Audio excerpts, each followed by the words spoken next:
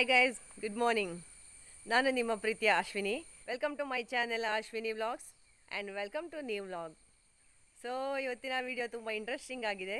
ಕೊನೆ ತನಕ ನೋಡಿ, ಎಂಜಾಯ್ ಮಾಡಿ. ಆಯ್ತು, ಲೈಕ್ ಬಟನ್ ಒತ್ತಿ ಮರಿಬೇಡಿ. ಹಾಗೆ ಕಾಮೆಂಟ್ ಮಾಡಿ, ಸಬ್ಸ್ಕ್ರೈಬ್ ಮಾಡಿ ಫಸ್ಟ್ ಟೈಮ್ ನೋಡೋರಾಗಿದ್ದರೆ. ಮತ್ತು ಅಲ್ಲೇ ಪಕ್ಕದಲ್ಲಿ ಇರುವಂತಹ ಬೆಲ್ ಬಟನ್ ಒತ್ತಿದರೆ ಫಸ್ಟಿಗೆ ನಿಮಗೆ ನೋಟಿಫಿಕೇಶನ್ ಬರುತ್ತೆ ನಾನು ವಿಡಿಯೋ ಹಾಕೋದು. ಸೊ ಇವತ್ತಿನ ವಿಡಿಯೋದಲ್ಲಿ ನನ್ನ ಬೆಳಗಿನ ರೂಟೀನ್ ಹೇಗಿರುತ್ತೆ, ನಮ್ಮ ದಿವಸ ಆರಂಭಿಸ್ತೇವೆ ಅಂತ ನೋಡ್ಬೋದು ನೀವು. ನೋಡಿ, ನಮ್ಮ ಬಂಟಿ ವಾಕಿಂಗ್ ಹೋಗ್ಲಿಕ್ಕೆ ವೆಯ್ಟ್ ಮಾಡ್ತಾ ಇದ್ದಾನೆ.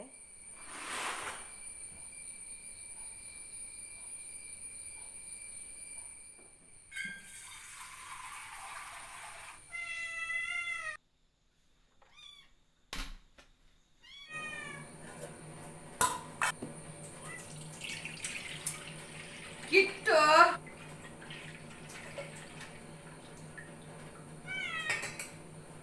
ಆದ ಕೂತ ನೋಡು.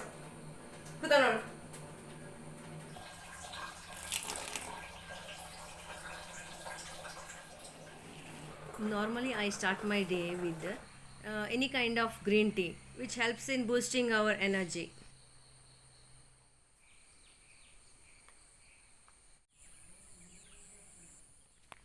ಈ ತುಂಬೆ ಹೂವಿನ ಗಿಡ ಅದರಷ್ಟಕ್ಕೆ ಅದು ಬೆಳೆದದ್ದು. ಇದರಲ್ಲಿ ಹೂ 365 ಡೇಸ್ ಕೂಡ ಆಗ್ತಾ ಇರ್ತದೆ. ಹಾಗಾಗಿ ಇದನ್ನು ನಾನು ಹೊಸ್ತಿಲು ಪೂಜೆಗೆ ಬಳಸ್ತೇನೆ. ನಾವು ಹಾಲು ಕರ್ಕೊಂಡು ಬರುವ.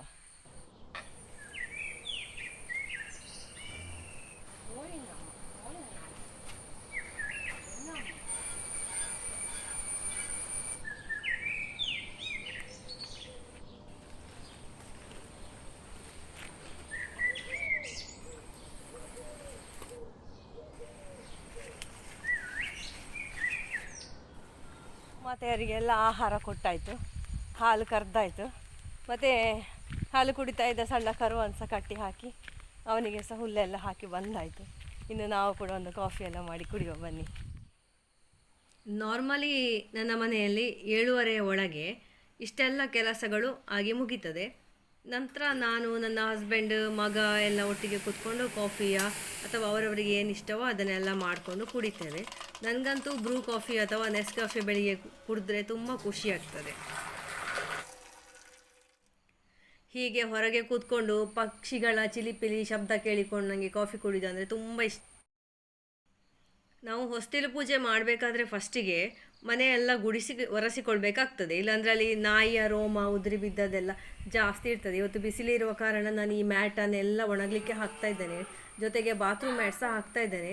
ಅಷ್ಟು ಹೊತ್ತಿಗೆ ನಮ್ಮ ಕೆಲಸದವ ಬಂದಿದ್ದಾನೆ. ಸೊ ನಮ್ಮ ಹಸುಗಳನ್ನು ಬಿಡುವಾಗ ನಮ್ಮ ನಾಯಿ ಕೂಡ ಹಸುಗಳನ್ನು ಓಡಿಸಲಿಕ್ಕೆ ಟ್ರೈ ಮಾಡ್ತಾ ಇತ್ತು. ಮನೆಯ ಈ ಹಾಲ್ ಮತ್ತು ಒಳಗಿನ ಹಾಲಿಗೆ ನಾನು ಬೇರೆ ಬೇರೆ ಮಾಪನ್ನು ಯಾವಾಗಲೂ ಯೂಸ್ ಮಾಡೋದು.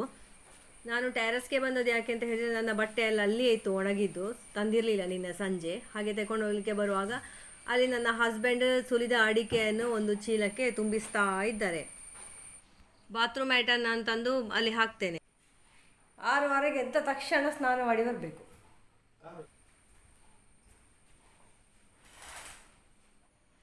ನಾವು ನಮ್ಮ ಬಾಡಿಯನ್ನು ಹೈಡ್ರೇಟ್ ಆಗಿಡಲಿಕ್ಕೆ ಆಗಾಗ ಕುಳಿತುಕೊಂಡು ನೀರು ಕುಡಿತಾ ಇರಬೇಕು. ಇದು ನೋಡಿ, ನಾನು ಹೊಸ್ತಿಲು ಪೂಜೆ ಮಾಡಿದ್ದು ಚಂದ ಉಂಟಲ್ಲ. ನಮ್ಮಲ್ಲಿ ಇಷ್ಟೇ ಕ್ರಮ.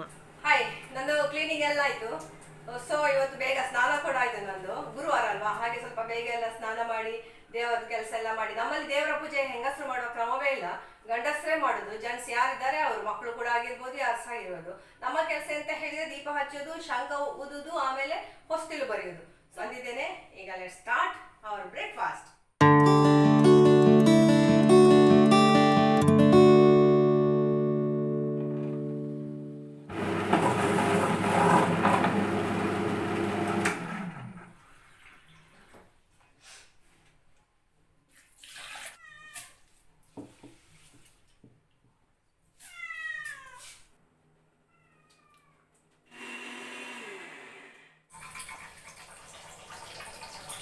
ಫ್ರೆಂಡ್ಸ್, ನಾನು ರಾಗಿ ದೋಸೆಗೆ ನೀರುಳ್ಳಿ ಮತ್ತು ಹಸಿಮೆಣಸು, ಕರಿಬೇವಿನ ಸೊಪ್ಪನ್ನು ಸಣ್ಣಗೆ ಹೆಚ್ಚಿ ಅಥವಾ ಸಣ್ಣಗೆ ರಫ್ಲಿ ಗ್ರೈಂಡ್ ಮಾಡಿ ಮಿಕ್ಸ್ ಮಾಡ್ತೇನೆ ಆಯಿತಾ.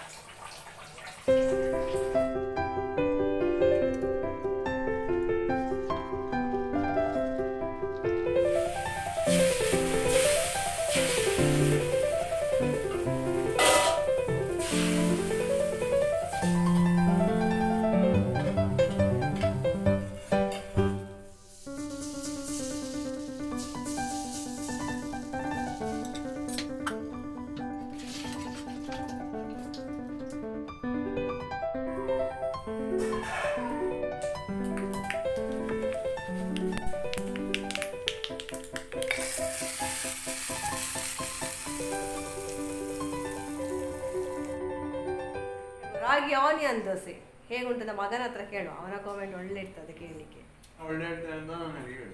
ನೀನು ಹೇಳುವ ಸ್ಟೈಲ್ ಒಳ್ಳೇದಾಗ್ತದೆ ಅಂತ ನೀನು ಅಲ್ಲಿ ಕೇಳುದು. ಸೂಪರ್ ಉಂಟಾ?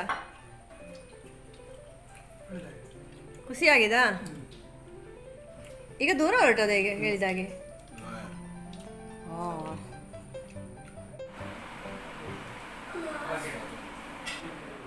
6 ಗಂಟೆಯಿಂದ 10 ಗಂಟೆವರೆಗಿದ್ದು ನನ್ನ ಮಾರ್ನಿಂಗ್ ರೂಟೀನ್ ಫ್ರೆಂಡ್ಸ್. ಇದು ನಾನು ಬ್ರೇಕ್ಫಾಸ್ಟ್ ಮಾಡಲಿಕ್ಕೆ ಕೂತ್ಕೊಂಡಿದ್ದೇನೆ ನೋಡಿ. ನಾನು 2 ದೋಸೆ ತಿನ್ನೋದು ಬೆಳಿಗ್ಗೆ. ಇಲ್ಲಿ ಕೆಳಗೆ ಕೂತ್ಕೊಂಡಿಟ್ರೆ ಸ್ವಲ್ಪ ಆರಾಮಾಗ್ತದೆ ತಿನ್ನಲಿಕ್ಕೆ.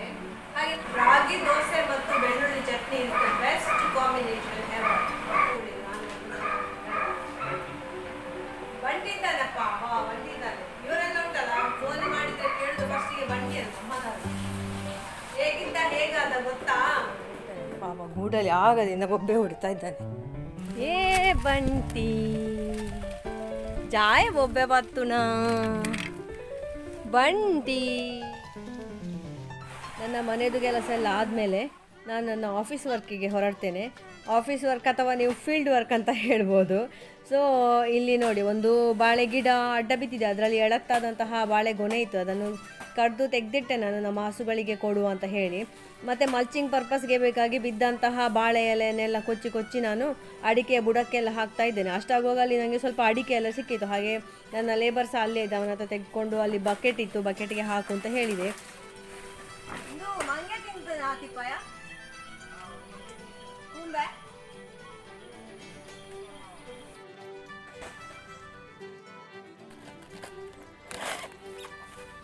ನಮ್ಮ ತೋಟದಲ್ಲಿ ಪ್ರಾಕೃತಿಕವಾಗಿ ಬೆಳೆಯುವಂತಹ ಒಂದು ಸೊಪ್ಪಿದೆ.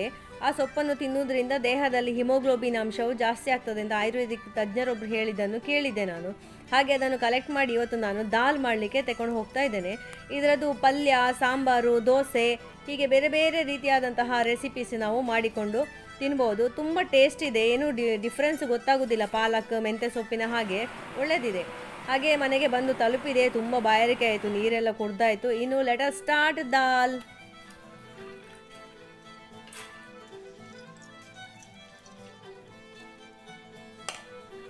ನಾವು ಯಾವುದೇ ದಾಲನ್ನು ಬೇಯಿಸುವಾಗ ಅದಕ್ಕೆ 1 ಸ್ಪೂನ್ ಟರ್ಮರಿಕ್ ಮತ್ತು 1 ಸ್ಪೂನ್ ಕೊಕೊನಟ್ ಆಯಿಲ್ ಹಾಕಿ ಬೇಯಿಸಿದರೆ ಅದರಿಂದ ಆಗುವಂತಹ ಆ್ಯಸಿಡಿಟಿ ಅಥವಾ ಗ್ಯಾಸ್ಟ್ರಿಕ್ ಕಡಿಮೆ ಆಗ್ತದೆ ಅಂತ ಹೇಳ್ತಾರೆ.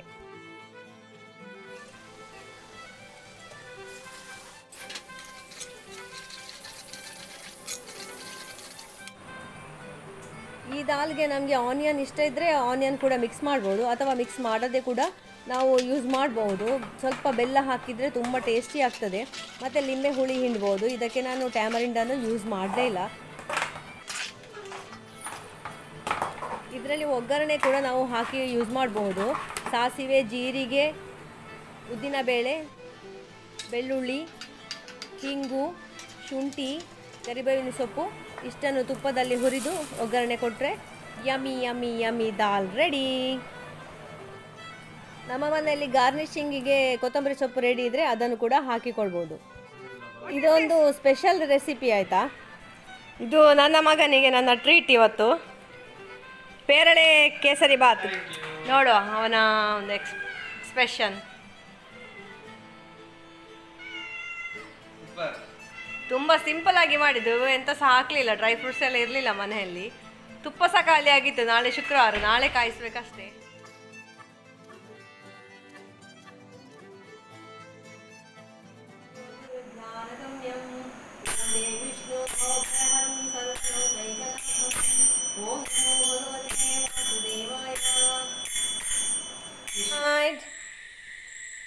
ಜೋ ಜೋ ಜೋ ಜೋ ಜೋ ಜೋ ಜೋ ಜೋ ಟಚ್.